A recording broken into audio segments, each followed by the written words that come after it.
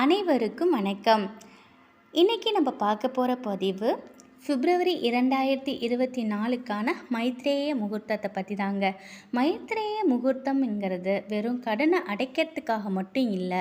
இந்த மைத்ரேய முகூர்த்தத்தில் நம்ம எந்த ஒரு காரியத்தை தொடங்கினாலும் அதன் மூலம் நமக்கு பல மடங்கு லாபம் கிடைக்கும். இந்த நேரத்தை அதிர்ஷ்டமான நேரம்னு சொல்லலாம். இந்த நேரத்தில் நம்ம கடனை திருப்பி கொடுத்தாலும் கடன் சீக்கிரம் அடையும், பணத்தை சேமித்தாலும் சேமிப்பு பல மடங்காக பெருகும். இந்த நேரத்தில் நம்ம வேண்டிக்கிட்டோன்னா நம்முடைய லட்சியம் கூட சீக்கிரமாக வெற்றி அடையும்.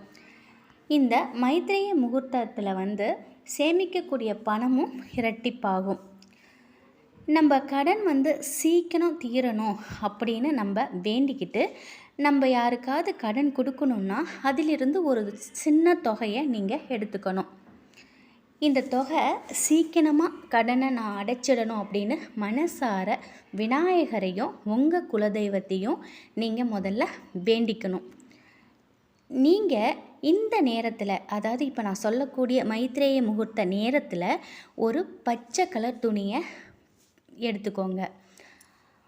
எடுத்துட்டு ஒரு வெள்ளை பேப்பரில் நீங்கள் யாருக்கு கடன் கொடுக்கணுமோ அவங்களோட பேரை அந்த காகிதத்தில் எழுதிக்கோங்க. அவங்களுக்கு கொடுக்கணும்னு நினைக்கிறதுலேருந்து ஒரு சின்ன தொகையை எடுத்துக்கோங்க. சின்ன தொகைனா ஒரு 100 ரூபா இருக்கலாம், 50 ரூபா இருக்கலாம், 10 ரூபா இருக்கலாம். ஆனால் ஒரு தொகை அதை எடுத்து அந்த பச்சை துணியில் வச்சுக்கோங்க. ஒரு வெள்ளை பேப்பரில் நீங்கள் கடன் கொடுக்க போகிறீங்களா அவங்க பேரை நீங்கள் எழுதிக்கணும். அவங்க பேராக இருந்தாலும் சரி, பேங்கில் கடன் இருந்தாலும் சரி, அந்த வங்கியோட பேரை எழுதிக்கோங்க. ஒரு வசம்பையும் அந்த துணியில் வைங்க. இந்த துணியை சின்ன மூட்டையாக கட்டி ஒரு நூலை வச்சு கட்டிக்கோங்க. இதை உங்கள் வீட்டு பூஜை அறையில் வச்சிடுங்க. இல்லை பூஜை அறையில் இல்லைனாலும் ஒரு சுத்தமான இடத்துல நீங்கள் இதை வச்சிடலாம். இது கடன் தீருவதற்கான முடிச்சு. இது அப்படியே இருக்கட்டும். அடுத்தது, நீங்கள் பணத்தை சேமிக்கணும் அப்படின்னு நினைக்கிறீங்கன்னா ஒரு பச்சை துணியில் உங்களோட சேமிப்புக்கான ஒரு தொகை, அதோட ஒரு வெள்ளை பேப்பரில் சேமிப்புங்கிற வார்த்தை எழுதி ஒரு வசம்பு துண்டை வச்சு ஒரு முடிச்சா கட்டி அந்த மூட்டையை அப்படியே வச்சுடுங்க. இந்த சேமிப்பு பல மடங்கு உயரும்.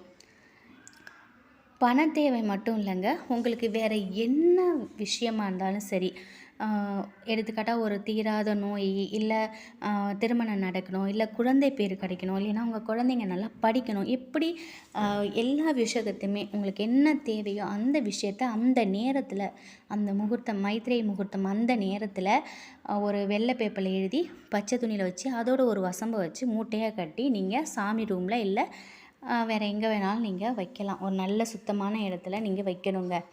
மாதத்தில் 2 நாள் இந்த நேரம் வரும். இந்த நேரத்தை நீங்கள் பயன்படுத்திக்கோங்க.